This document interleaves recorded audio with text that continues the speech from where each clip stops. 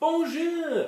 Il me semble qu'aucun d'entre vous n'a rien de mieux à faire sur votre vendredi que me regarder discuter les élections françaises générales. Bon pour vous!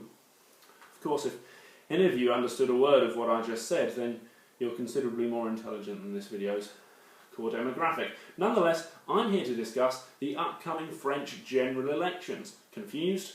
Don't worry, they're very similar to a British general election, except they use a voting system that actually works. So let's start with that. If you thought an election was as exciting enough as it was, wait till you hear what the French have called their voting system. Plurality voting. Whew, makes the hairs on the back of my neck stand up. So I better explain how it actually works. I realise what I'm about to say could be described by some, if not all, sections of society as incredibly dull. So, don't worry, I'll get in some dancing girls at the end of it to spice things up. Basically, the French like to see that whoever wins their presidency does so with the backing of the majority of its people. Unlike in England, where a party only has to win the largest proportion of the vote, in France, the party has to win with the majority of the vote.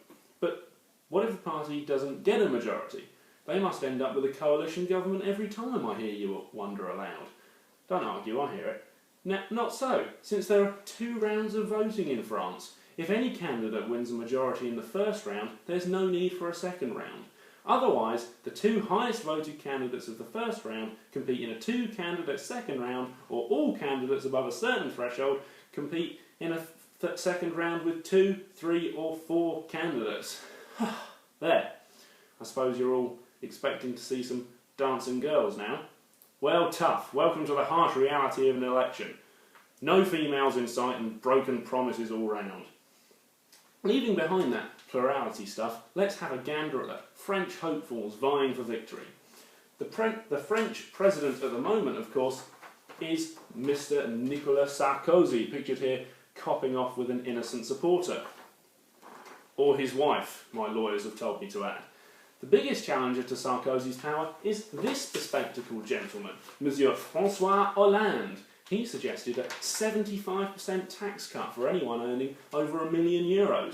Pretty socialist there. Well, here to redefine our definitions of socialism is this happy chappy, Jean-Luc Mélenchon, who is currently flavour of the month with the French newspapers. Jean-Luc's policies include a 100% tax rate for anyone earning over €300,000, but despite radical policies like that one, he's currently got 14% of the French vote. To put that into context, the Lib Dems have 16% of the vote in the UK, according to the current polls, and they're the official third party. Last but by no means least, we have France's answer to BNP leader Nick Griffin, Marine Le Pen. Tell you what, I think I prefer their answer. She effectively inherited the Front National Party from her father, and they've grown from strength to strength under her leadership. She's in trouble at the minute though, because a lot of the protest vote is going to the aforementioned Jean-Luc Mélenchon. So there you are, the French elections in a nutshell. I imagine there'll be another one of these videos in a few months once the race hots up. Until then, it's goodbye for now. I think I actually had to grow that for this video.